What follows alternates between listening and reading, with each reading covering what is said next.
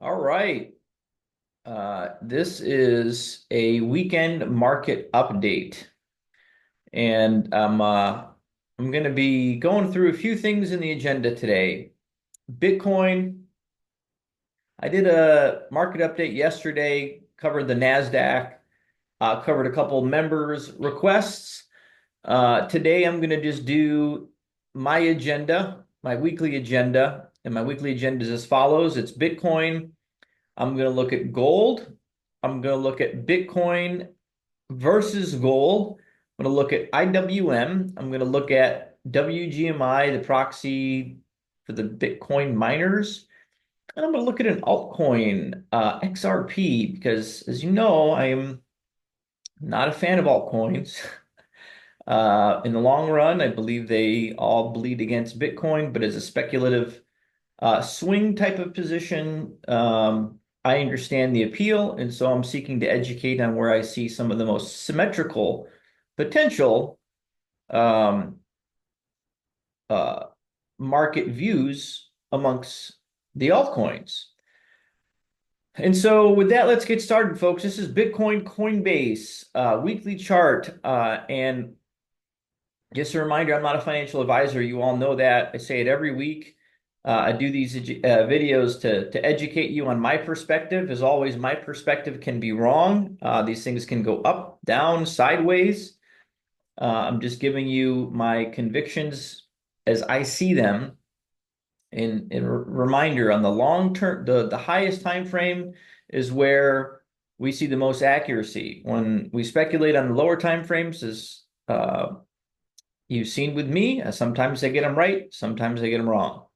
That's why I don't trade. I'm not an active trader. I do participate in swing type of positions, but those are 3, 6 month, year views. Long term, I think those that accumulate and let the market do the work are going to come out on top and much less aggravated. All right. I'm not going to spend a ton of time with this chart. Needless to say, there are some very, very obvious respected levels when we look at this market. And for those of you that have been following me on YouTube for a while, right, just classic accumulation, spring action, reaccumulation, spring action, last point of support, SOS expansion, massive SOS expansion. So we're exploring expansive phases. That's what I'm doing here, right? We're talking about expansive phases. And in the context of these expansive phases, where is Bitcoin right now? It most closely, in my opinion, mimics this area from back in election year, end of 2020, election year, end of 2024. Simply just consolidating, simply consolidating. As you can see before here, we can kind of consolidate it above this midline, the midpoint. That's all this midline trend line is, right? We've got, I think a pretty well-defined channel, upwards movement, highs, lows, midline, lows, highs, lows, midline rejection, reclaim of that midline. And that's just bullish posture. That's all that is. That's all that's here to demonstrate. And we're consolidating above it. If I now I'm going to pivot to gold to show you a comparison on why looking for any type of major correction here, I just don't believe is warranted. This quickly out of a move like this, and mind you, this is a 35% range that consolidated for over 8 months. Never in the history of Bitcoin as an asset has it ever done over a 3x, 4x off the lows, consolidated in a 35% range. And it's never done that. It's never consolidated like that in a 35% range for 7, 8 months. And so the expression of this energy just does not, in my opinion, does not fizzle out until much higher, much higher. That's the principle. These are guiding principles, okay? This is why I'm so bullish all the time, right? That's why I've been so bullish from down here. That's why I've been so bullish from here, right? It just doesn't make sense to not be bullish. Where do we see these type of consolidation structures? This is a monthly chart of gold. Okay, but in proportion in time, we see a lot of similarities to what we just went through with Bitcoin, right? We had a coming into this move in 2020, we had one, two, three, four, five clear legs in a move, and then an A, B, C correction consolidation that lasted a long time. Okay. Coming out of that consolidation, what happened? From the high to the low, what was the 1618 retracement? It was this level right here. And where did gold consolidate for 1, 2, 3, 4 months? Right under it, prior to continuation. And now I think we're in a 3-4 consolidative phase that could last a couple more months prior to what I believe is resumption up. Okay, uh, that's a structure that when we look at Bitcoin, what do we see? This is a weekly chart, but it doesn't matter. The proportions are what matter, right? The proportions in terms of impulsive energy, 1, 2, 3, 4, 5, and then proportionate ABC correction, consolidating, right, in a flag movement, coming out of this correction, the high to the origin of the impulse, low, where's the 1618? Shocking. Where are we now? We're consolidating above it, as opposed to what gold I just shared with you was doing below it. And so same concepts, right? Early energy release, early consolidation at a key technical pivot point. My assumption here is continuation. My assumption here is continuation. And again, as always, I don't expect anything less than 132 to 145 for this next move before we can talk about a larger degree correction. And so that's the point of me sharing the gold market structure in proportion and time to Bitcoin. Very, very similar. If we look at Bitcoin related to gold, and then I got a question on my one of my subscribers on Twitter, on X, asked me, well, why is your target then higher than where gold went? Because gold went short of the 2618, and I have this three getting, pretty close to the 2618. Well, why? Because of this. Because of what Bitcoin is doing denominated in gold. It's breaking out against gold. It's performing better than gold. It's at all-time highs. It's in price discovery. We can see where it's consolidating, right? It's consolidating above an all-time high for 1, 2, 3, 4, 5, 6 weeks, retested it, boom, this week, and I expect continuation. So I expect outperformance, if that makes sense. IWM. Next, IWM, this is one I got wrong, right, in terms of the low time frame. I think I showed a daily chart a week or 2 weeks ago, or maybe from one of my members, where I saw the fact that we weren't filling this gap as a sign of strength.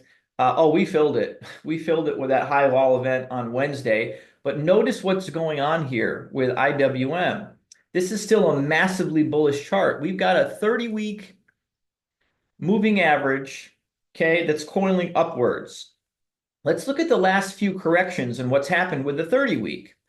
We've got, one stab under it, a retest, and now we came up and we couldn't breach it. We couldn't even touch it on the second highest VIX reading that we've seen in, I don't know, decades, I believe, single day.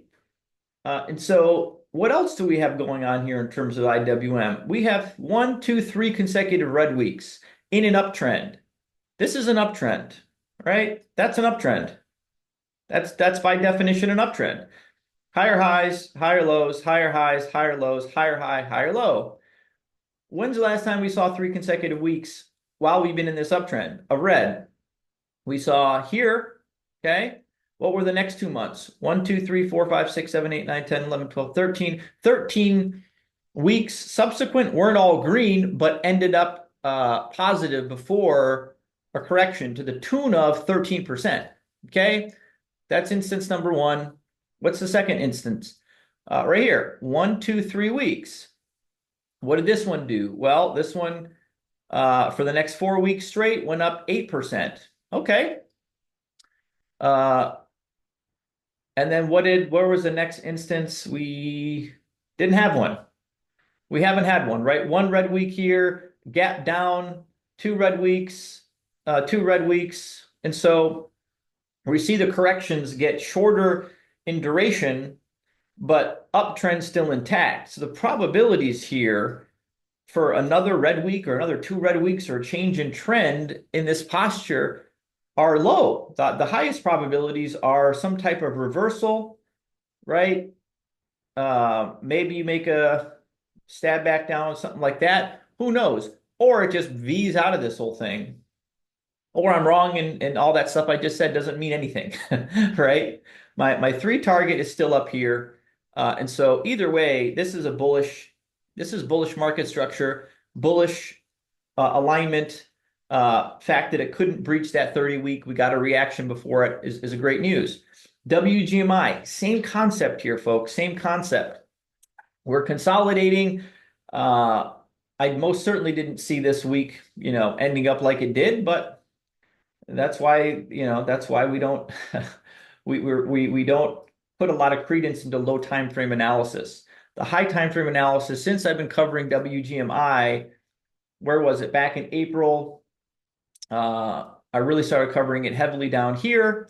And we're 2x off those levels. The Bitcoin miners have underperformed. There's no question about it.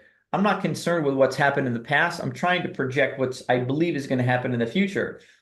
And with WGMI here, we had corrective phases where lots of reactions with this 30-week, lots of multi-week reactions, lots of breaches, lots of failed reclaims, and now we get one stab back as we move towards sign of strength with a lot of space, well, a little space, the second stab back down with more space, and the potential here further, my read on this is potential Elliott wave 1, ABC, expand to flat 2.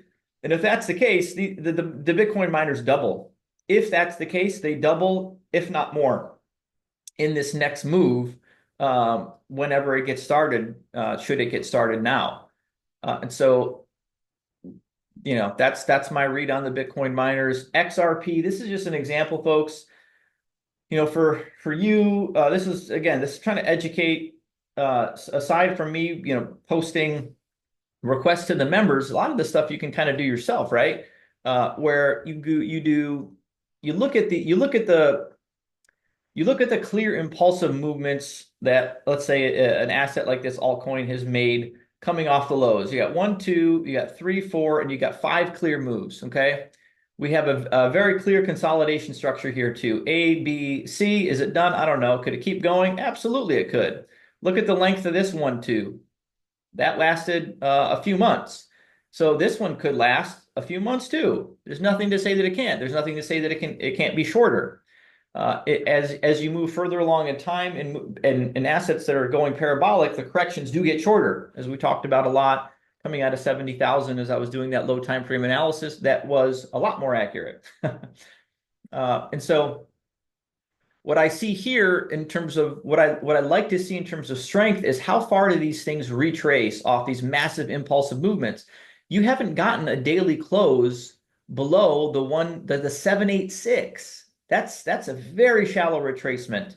That these wicks are rejections. They're price rejections. Value is being established in this range.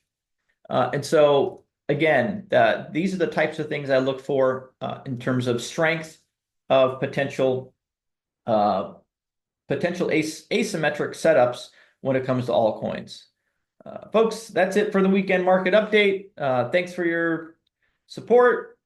Members, again, anything you want to see, let me know, and I will try to get to them as soon as I can. Take care.